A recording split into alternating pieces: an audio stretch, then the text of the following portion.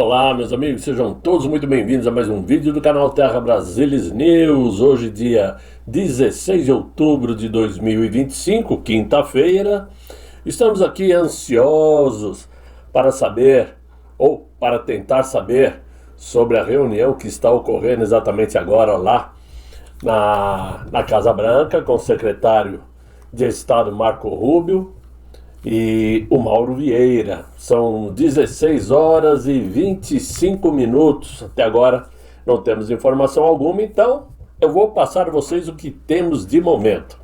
Vamos falar aqui da justiça de um lado só, que reabre investigações antigas contra Bolsonaro.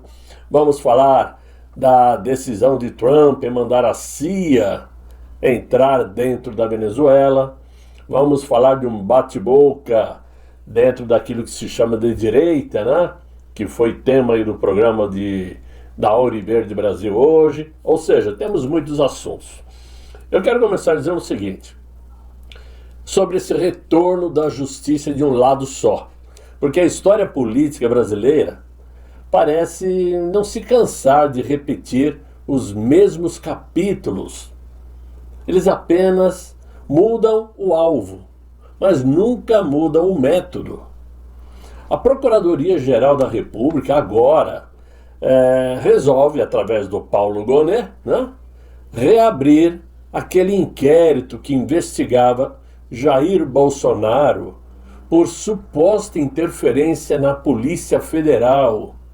Aquele caso que aconteceu em abril de 2020, quando o então ministro da Justiça, Sérgio Moro, resolveu se abdicar do posto, renunciar ao cargo, diante das câmeras de televisão da Rede Globo, acusando Jair Bolsonaro de interferir na Polícia Federal.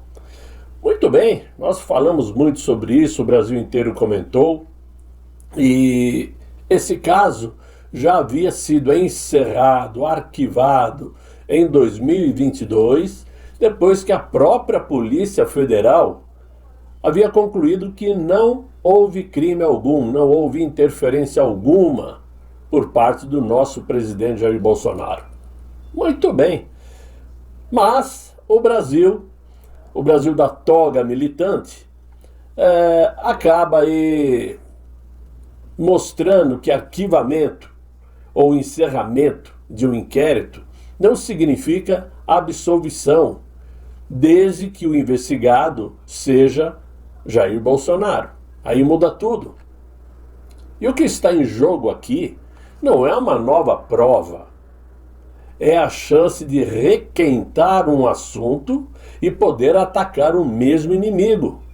Duro de matar, inclusive, parafraseando aí o Bruce Willis, né? No seu filme famoso, Duro de Matar.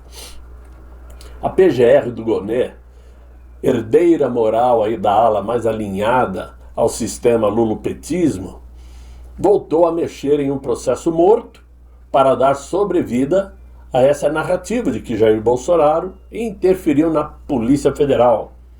É o retorno da justiça de um lado só. Implacável com adversários, complacente com aliados. A narrativa agora é de que novos elementos, que ninguém diz quais são, de onde vieram, ou porque somente agora aparecem, justamente onde a situação política aqui no Brasil é desfavorável ao sistema. De onde veio esses novos elementos? Onde estão? Não existe documento, nenhum documento novo, não existe testemunha-chave, não há fato concreto, apenas uma vontade de reabrir o caso e manter Bolsonaro sob a espada da suspeita, enquanto a imprensa consorciada se alimenta de narrativas criadas com muita criatividade, diga-se de passagem. O sistema aprendeu que não é preciso condenar para destruir, basta manter o acusado eternamente em julgamento. E é assim que o judiciário lulopetista governa, por meio do medo, por meio da incerteza e da manipulação do tempo jurídico. Arquiva quando convém, e ressuscita quando precisa. É lamentável que isso esteja acontecendo, né? Vamos falar o quê? Não tenho o que dizer sobre o que está acontecendo no Brasil. Agora, antes de entrar na polêmica aí da divisão da direita, Chiquini, Paulo Figueiredo, Eduardo Bolsonaro, eu quero dizer primeiro que o presidente Donald Trump disse hoje, através das suas redes sociais, que se o Hamas continuar a matar pessoas lá em Gaza, não haverá outra escolha senão matá-los.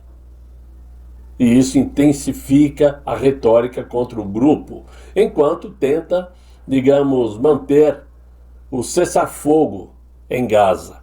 Como todos sabem, os reféns foram liberados, alguns corpos já foram liberados, inclusive já existe reclamação de famílias que disseram ter recebido corpo de outra pessoa e não os seus, mas, teoricamente, era para haver o quê? A paz em Gaza. Só que o próprio Hamas está caçando e matando palestinos, vejam só, que supostamente teriam auxiliado as forças militares israelenses, apontando onde estavam os militantes do Hamas. Vou chamar de militantes, tá? Ou seja, eu não vejo a imprensa mostrando diariamente que o Hamas está eliminando o próprio povo palestino. Então é quando aí o Donald Trump escreveu o seguinte hoje pela manhã: se o Hamas continuar a matar pessoas em Gaza, o que não fazia parte do acordo, não haverá outra escolha senão entrar e matá-los. E ele escreveu isso em uma publicação no Truth Social. Muito bem, esta é a situação e temos que lembrar que, obviamente, não existe interesse nenhum do Hamas em aceitar essa paz, porque essa paz pode significar para eles, esse grupo do terror, o fim de poder dentro de Gaza. Porque agora existe uma disputa para saber quem é que vai comandar, quem é que vai administrar Gaza. Né? Vão ter que escolher novos líderes, um presidente, ou seja, é uma situação incerta. O que se sabe é que o Hamas não quer perder o poder. E por isso estão agindo com força, só que é uma força que não fazia parte, não faz parte desse acordo de paz. Mesmo a gente sabendo que ali paz é uma palavra muito distante, porque a qualquer momento tudo pode começar novamente, né? Agora, o que está realmente agitando e pegando fogo é o fato de que entre a CIA, Maduro e a covardia diplomática do Brasil, tudo é verdadeiro. O que eu quero dizer com isto? Há dias em que a história parece se repetir com os mesmos personagens, apenas trocando os figurinos. Enquanto o mundo observa aí a escalada de tensão na Venezuela, Donald Trump autorizou pessoalmente as operações da CIA dentro do território venezuelano, né? Em um movimento que o The New York Times, por exemplo, classificou como a mais ousada manobra norte-americana desde a Guerra Fria. Né? É um país autorizando seus agentes secretos, especiais, a adentrarem em outro país. Claro que é uma ação ousada. O objetivo é claro, derrubar Nicolás Maduro e devolver, evidentemente, a América Latina para uma estrutura de poder mais alinhado ao Ocidente. Né? Algo que, evidentemente, também o socialismo caribenho, que é travestido de democracia, há muito tempo corrompeu. Ou seja, não existe democracia em hipótese alguma na Venezuela. O que existe é um chavismo comunista, que é o que impera no país, e onde a Venezuela até hoje tem se sustentado com o apoio da Rússia, de Cuba, mesmo a Cuba esfacelada, né? E também do Irã, que agora já não está podendo auxiliar tanto, porque também recebeu suas bombas na cabeça, né? Mas Essa notícia caiu como uma verdadeira bomba, digamos assim, lá em Caracas, já que o Nicolás Maduro correu para os microfones prometendo judicializar internacionalmente a disputa com os Estados Unidos, tentando transformar essa pressão geopolítica em um espetáculo jurídico. O mesmo Nicolás Maduro que perseguiu opositores, prendeu jornalistas, destruiu o valor do próprio dinheiro, agora diz buscar justiça internacional, como se suas palavras tivessem um poder diplomático. Ninguém liga para o que Nicolás Maduro diz. Aliás, ele não é aceito como presidente da Venezuela. Tem 2 ou 3 países aí ditatoriais que concordam, mas de resto. Só que o drama não parou por aí. E em cadeia nacional, o ditador gritou ao mundo: não há guerra. O tipo de discurso tardio, incoerente e vazio, típico de quem sabe que não tem força para enfrentar um adversário real. Fato é, meus amigos, que não se tratava de uma guerra declarada pelos Estados Unidos. Ou não se trata, né? Mas sim de uma operação de contenção política e de inteligência, algo que o regime venezuelano nunca deixou de praticar dentro e fora de suas fronteiras. A espionagem existe no mundo todo. E a Venezuela, como um país ditatorial, comunista, sabe muito bem como utilizar isto. Agora, por trás desse apelo de paz do Nicolás Maduro, existe aí o pânico de quem entende que a proteção russa e cubana já não garantem mais a imunidade a ele. Mesmo assim, como todo governo populista, o governo chavista elevou o tom, acusando Donald Trump de violar o direito internacional e denunciando o uso da CIA como uma operação de mudança de regime. Ora, se há algo que viola o direito internacional, é manter o povo refém da fome e do medo por 2 décadas, pelo menos, enquanto os líderes de regimes se enriquecem, tanto com o ouro negro, né, o petróleo, e o tráfico de influência. O socialismo venezuelano, que é travestido de resistência anti-imperialista, é um cadáver político sustentado por propaganda e silêncio forçado. E é justamente nesse cenário que entra o Brasil do Inácio, o eterno candidato a ser mediador do mundo. Coisa ridícula. Enquanto Washington traça estratégias e Caracas se desespera, Brasília preparou uma proposta diplomática para apresentar a Marco Rubio hoje. Deve estar apresentando agora, nesse momento, tentando ocupar o papel de negociador entre Donald Trump e Nicolás Maduro. Meu Deus do céu, que ridículo.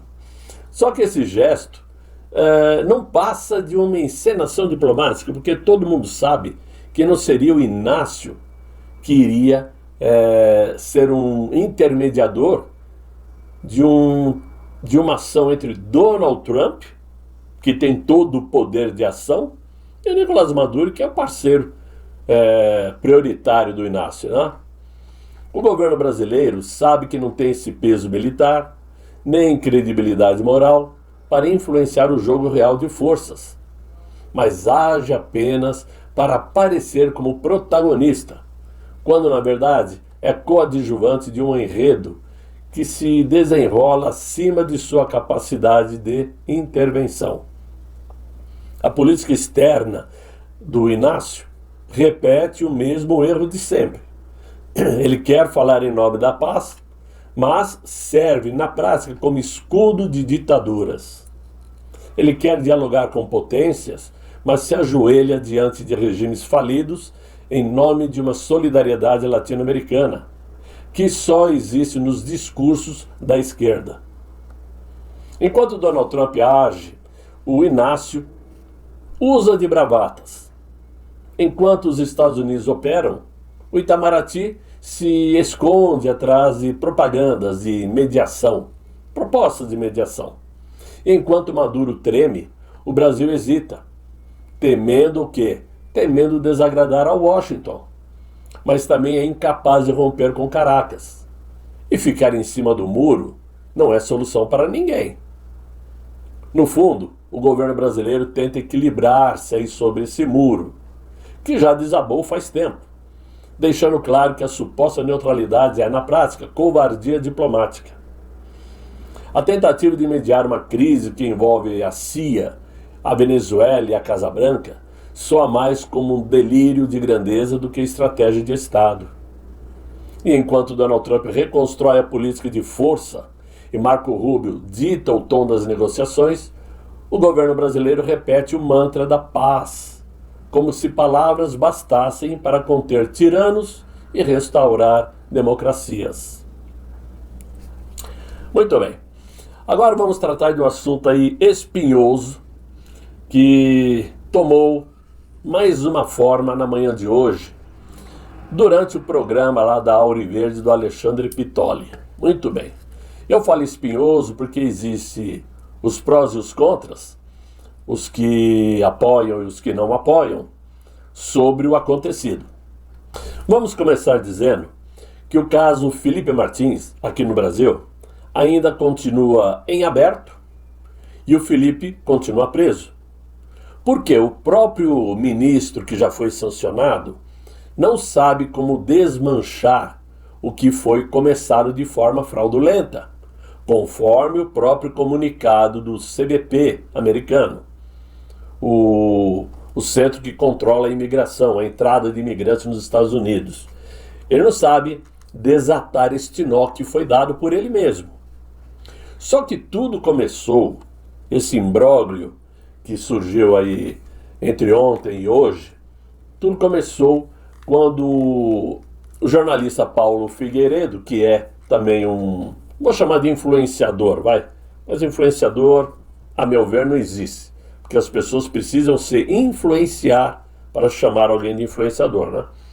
Mas ele tratou em um dos seus vídeos o assunto sobre esse documento oficial do CBP, ou CPB, agora não sei, bom, não importa. Esse documento da imigração americana. Muito bem. E ele afirmou nesse vídeo que a entrada de Felipe Martins nos Estados Unidos foi fraudada. Tudo certo, tudo bem. Mas aí, durante os comentários, o Paulo Figueiredo citou que em um dos trechos, que esta fraude pode ter ocorrido por um possível erro. Esta fraude pode não é afirmação, ocorrido por um possível, portanto não é afirmação, erro. Ok. É um comentário que poderia até ter evitado. Mas eu já ouvi esse comentário em um post do tal repórter malandro Guilherme Amado, que foi mandado embora do Metrópolis, que foi aquele que disse em sua reportagem que o Felipe Martins havia viajado aos Estados Unidos quando não viajou. Ele fez esse comentário de que poderia ter havido um erro por conta de lista de passageiros, enfim, isso é passado. Só que este erro que o Paulo Figueiredo citou pela manhã poderia ter origem, conforme inclusive palavras do próprio advogado Jeffrey Chikine hoje pela manhã, por conta de uma lista de passageiros prévia, um modelo de lista de passageiros, que foi apresentado pelo Mauro Cid, mostrando aquela viagem que Jair Bolsonaro fez no término de seu mandato em 2022, lá em dezembro de 22. O Mauro Cid mostrou esta lista, que foi parar nas mãos daquele ministro, e que aquele ministro acabou usando para dar ordem de prisão a Felipe Martins, né? Que, na verdade, Felipe Martins não viajou. E aquela lista não era uma lista oficial, era um modelo. Muito bem.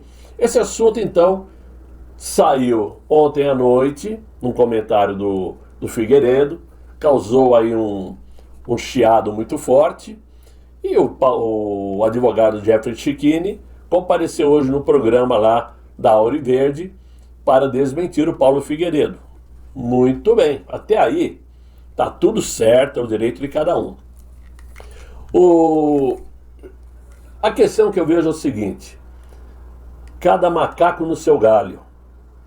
E aí é onde vai começar a ficar mais espinhoso, porque eu vou dar a minha opinião pessoal. Em quem vocês acreditam mais? No Paulo Figueiredo, junto com o Eduardo Bolsonaro, que estão aí há meses trabalhando lá nos Estados Unidos, tentando sim ajudar a Casa Branca a resolver os pepinos aqui do Brasil, para salvar a direita brasileira, para salvar Jair Bolsonaro. Estão trabalhando junto a deputados, senadores republicanos, visitando a Casa Branca. Ou seja, podemos acreditar mais neles ou no Jeffrey Schickini, pelo fato do Schickini ser advogado do Felipe Martins? Aí é a grande pergunta que se faz, tá? O Jeffrey Schickini, eu imagino o seguinte: deve realmente ser um advogado espetacular, porque ele tem um poder de oratório estupendo. Eu fico imaginando ele durante um julgamento, que praticamente já nem existe tanto hoje em dia, aqueles julgamentos como a gente vê em filmes, por exemplo, né? Jurados. Hoje praticamente tudo se resolve na caneta do juiz e pronto. Mas ele deve ser muito bom no que faz. Isso é inegável. E deve estar 100%, obviamente, a par do que ocorre no caso Felipe Martins, já que ele é o advogado que representa o Felipe Martins. E não existe dúvidas de que o documento que foi anexado aos processos para prender Felipe Martins é um documento fraudado e já confirmado pelo Departamento de Imigração americano. A questão de se esse documento foi anexado ao processo para condenar Felipe Martins, se deu por erro ou não, são outros 500, que eu nem vou entrar no mérito, porque não tenho a mínima ideia. Agora, o comentário que o Paulo Figueiredo fez é baseado na forma como ele interpretou o documento. E o Schickini não gostou. Ele soltou os cachorros hoje, evidentemente. Tá? Aí eu pergunto, o Schickini é advogado ou é influenciador? Quem fala demais dá bom dia a cavalo, como ele mesmo disse hoje pela manhã, em relação ao Paulo Figueiredo. Qual o interesse que, por exemplo, o Jeffrey Schickini tem de dizer que está cansado de ouvir comentários de Kim Paim, está cansado de ouvir comentários do Fábio, esse Fábio que ele quis dizer é o Fábio Van Garden, né? Está cansado desses comentários do Paulo Figueiredo. Qual o motivo dele citar isto? A troco de quê? Se isso não tem nada a ver com o caso, né? Me desculpem, quando o Schickini diz que o Paulo Figueiredo parece o dono da Casa Branca, isso me soou muita inveja, muita dor de cotovelo, porque também não tem nada a ver uma coisa com outra. O assunto, documento I-94 de Felipe Martins, o fato de ele estar preso, o fato do Schickini ser advogado do Felipe Martins, não tem nada a ver com o fato de Paulo Figueiredo e Eduardo Bolsonaro estarem indo com uma certa frequência à Casa Branca, tratar de assuntos gerais para favorecer a direita. Devemos acreditar em quem nessa história? Vamos lembrar do trabalho que está sendo feito pelo Eduardo Bolsonaro e pelo Paulo. E olha que eu não sou fã do Paulo Figueiredo, porque ele também já deu umas bancadas aí no passado que eu não concordo muito, mas também não vem ao caso nesse assunto. Quanto a essa citação nas redes sociais sobre, por exemplo, envolvendo aí o Partido Novo que surgiu hoje nas redes sociais, o Paulo Figueiredo até respondeu, quem acompanha na rede X principalmente vai estar ao par do que eu estou dizendo. Vamos lembrar o seguinte: o Schickini realmente já se filiou ao Partido Novo e já é dito que ele vai ser candidato a deputado federal ano que vem. Assim como o desembargador também se filiou ao Partido Novo e também será candidato a senador. Isso também já é dito aos 4 cantos. Até aí está tudo certo, cada um faz o que quer na sua vida. E concorre, nada errado. Só que quando você começa a envolver um assunto específico a uma situação política, envolvendo partido político, você já começa a perceber que parece que já existe uma briga, uma disputa por espaço de quem vai promover a melhor campanha eleitoral do ano que vem. O desembargador que eu falei é o Sebastião Coelho, né?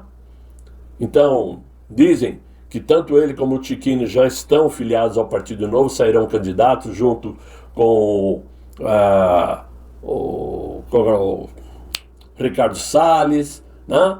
Vão participar do mesmo partido do Girão, do Van Hatten, ou seja, é uma escolha. Agora, não venham me dizer que o Partido Novo é partido de direita, porque nós sabemos que não é. Quando o Pittoli cita essa direita limpinha, essa direita sapatênis, a meu ver, ele está falando do Partido Novo, que é o que mais combina com essa turma aí. Essa turma que sempre se apoiou no bolsonarismo para se eleger, mas quando não precisava, até apoiava impeachment de Jair Bolsonaro, como foi o caso do Van Hatten. E, aliás, diga-se de passagem, eu até outro dia disse que tinha uma pessoa aí que ia sair candidata e que qualquer hora eu iria dizer, eu acho que o dia é hoje. Existe sim a possibilidade de Alexandre Pittoli sair candidato ano que vem. Muito embora hoje pela manhã ele disse que não.